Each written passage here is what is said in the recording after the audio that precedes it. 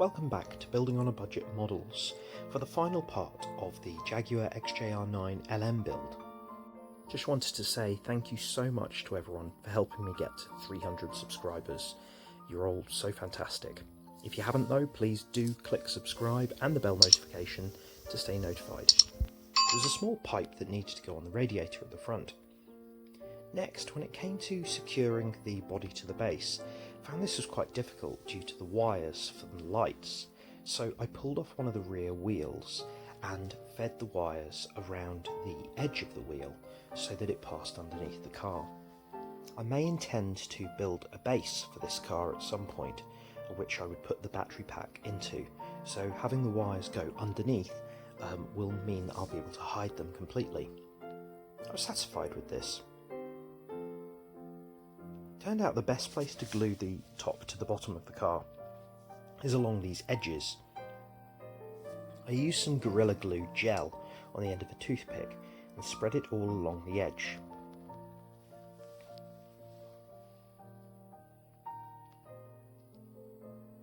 After pressing the two halves together, it was a little bit of a tight fit, so I used the toothpick to just prise it apart, and this worked well. I then used the same toothpick to scrape away some of the excess glue.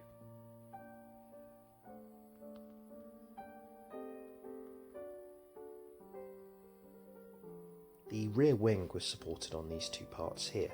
The top needed to be done in purple, so I masked the bottoms and sprayed the tops. The lower part of the wing support was done in matte black.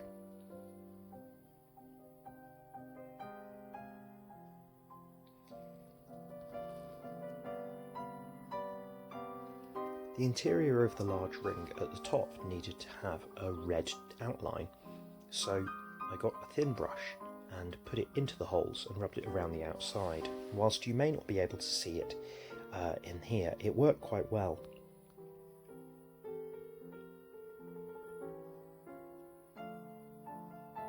Putting the wing together turned out to be quite fiddly,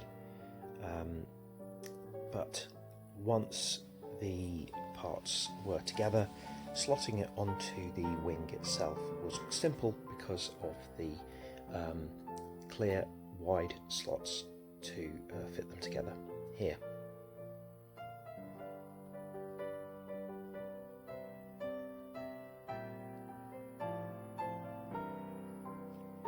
If you have put the exhaust pipes too close together, this part won't fit, so you do need to look carefully at the instructions when you're doing this.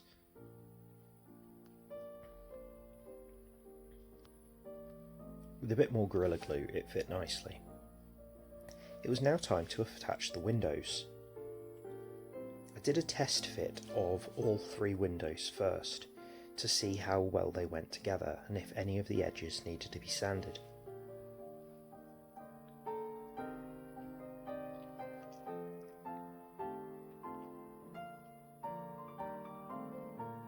I was satisfied that they went together nicely, and then got some PVA glue and another toothpick and used this along the edge of the sills.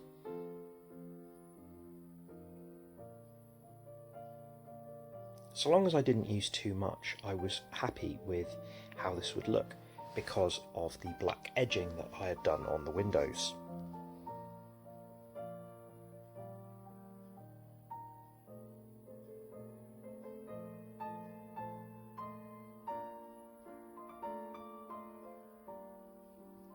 There are 4 small clips on the bottom and top of the front windscreen, which are really good places to attach glue. The front windscreen also has 2 horizontal stripes that have been moulded into it, which appear on the real car as well. I think they might be demister lines to help the driver during wet and cold weather.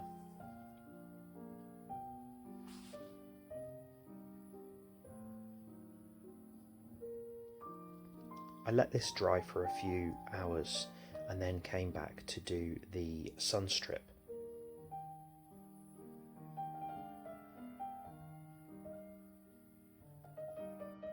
The The sun strip is left intentionally blank as the different number cars on the track had different colour Jaguar lettering.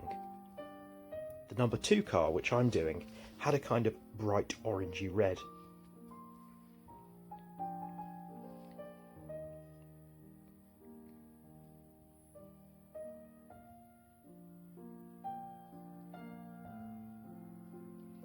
I'd used micro sol to attach these and used the cotton bud to squeeze apart any water. There was also a very small Jaguar logo that went at the bottom of the windscreen.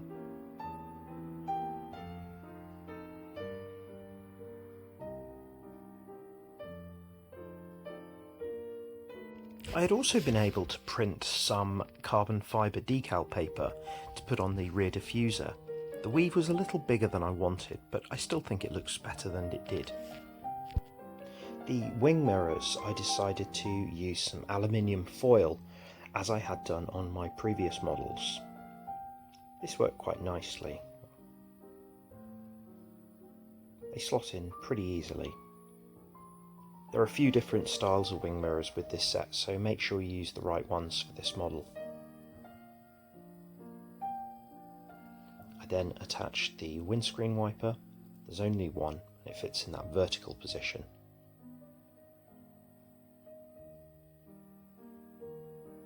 I then had a few photo etch screws and bolts and things like that to attach to different parts of the car, just to add a little bit more detail.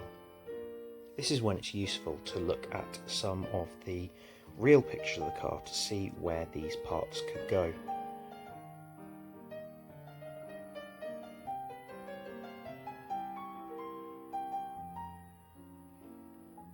There was no aerial that came with the set, so I used the plastic tag technique, which I have talked about previously. And here it is with the lights, and now for some final shots.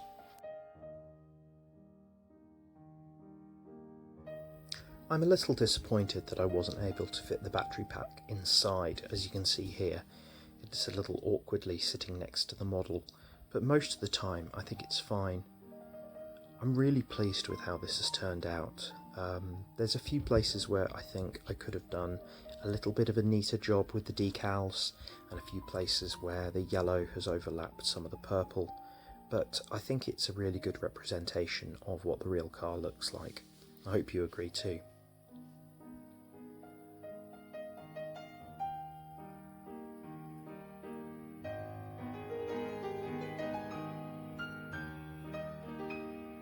Thinking of doing a display base to maybe hide some of the wiring.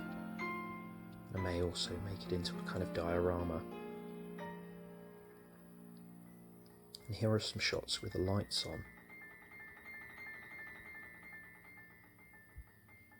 As I said in the previous video, they're probably a little too bright and modern for Group C lights, but I think they look really good, and I really like these photos that I took outside in the rain.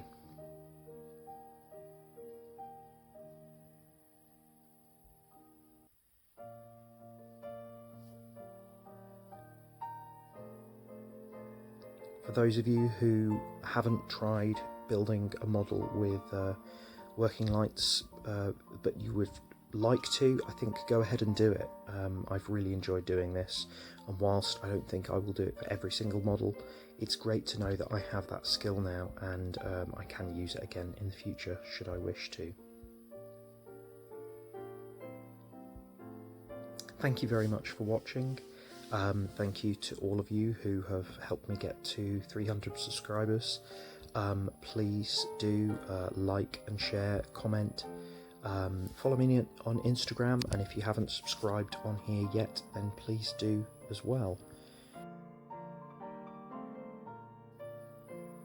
Again, thank you very much for watching, and I'll see you soon.